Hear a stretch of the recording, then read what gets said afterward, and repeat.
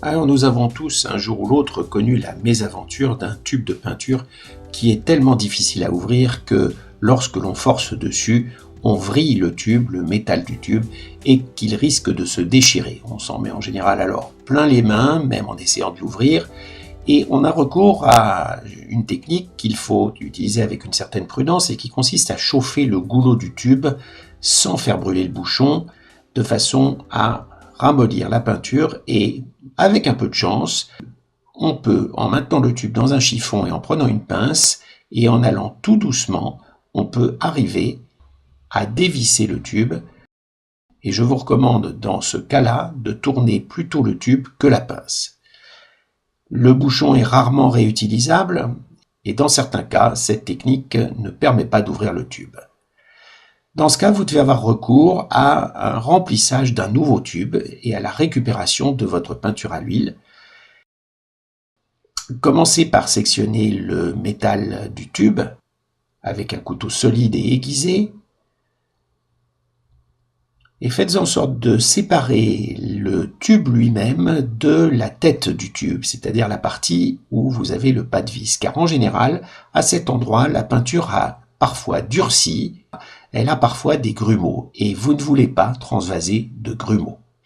Videz d'abord la partie qui se trouve dans le corps du tube sur une palette, ici une palette en opaline, mais vous pouvez le faire sur un morceau de carrelage ou sur une plaque de verre.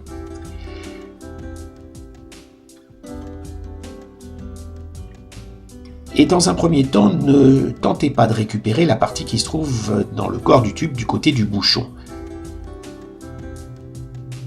Je vous montrerai plus tard comment le faire. Prenez un tube à remplir, c'est un tube vide qui n'a pas été fermé à sa base, qui est équipé d'un bouchon et dont le corps est cylindrique, généralement suffisamment grand pour que vous puissiez y faire entrer la peinture que vous avez récupérée.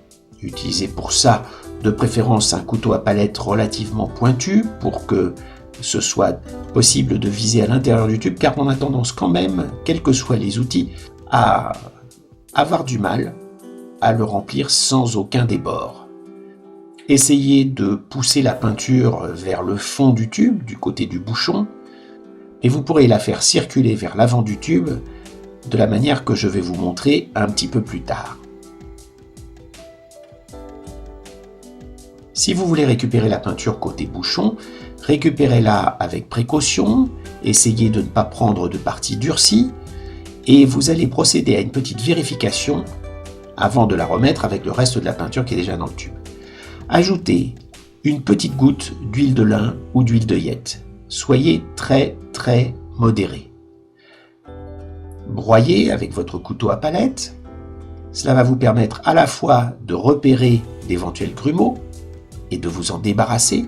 Ne comptez pas que ce grumeau se dissolve tout seul. De ramollir ce qui n'est que légèrement figé et d'ajouter un petit peu d'huile à votre mélange qui se trouvera à l'arrière du tube, ce qui est plutôt une bonne chose pour vous aider à conserver l'ensemble de la couleur un petit peu plus longtemps. N'oubliez pas que c'est l'oxydation qui fait durcir la couleur, c'est pourquoi l'oxydation a lieu en général du côté du goulot. Lorsque vous êtes sûr de ne pas avoir de grumeaux, reprenez le remplissage du tube avec le plus grand soin possible.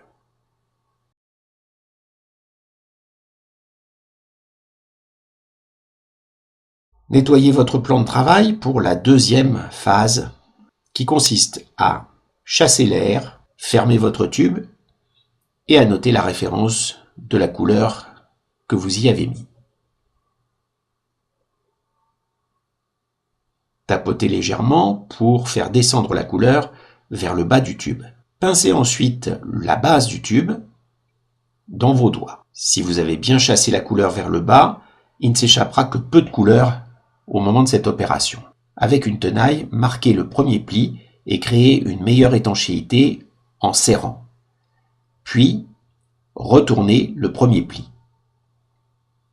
Écrasez bien, essuyez à nouveau. Vous allez maintenant passer à la phase qui consiste à chasser la peinture vers l'avant pour qu'il n'y ait pas d'air dans le tube. Commencez avec le bouchon fermé par donner un ou deux tours en appuyant bien à chaque fois pour chasser la peinture vers l'avant. À un moment, la résistance devient forte puisque vous comprimez de l'air, ce qui est pratiquement impossible. Ouvrez alors le tube et chassez la peinture jusqu'à ce qu'elle arrive tout doucement à l'entrée du goulot. Faites le nombre de plis nécessaires pour ne conserver que de la peinture sans air à l'intérieur du tube. Refermez, vous pouvez passer maintenant au marquage. Vous aurez découpé préalablement un petit morceau de toile ou de papier toilé. Prenez un petit reste de couleur qui se trouve sur le couteau à palette que vous avez utilisé pour le remplir et créez une petite bande colorée à la teinte de la couleur que vous avez changé de tube. Lorsqu'elle sera sèche, vous pourrez la fixer avec un scotch sur votre tube. Pour marquer la référence de la couleur et les informations de solidité par exemple qui peuvent vous intéresser, prenez un feutre indélébile et inscrivez-les sur le tube. Votre opération de transfert est terminée et vous pourrez profiter de la peinture récupérée pendant encore bien longtemps. À bientôt.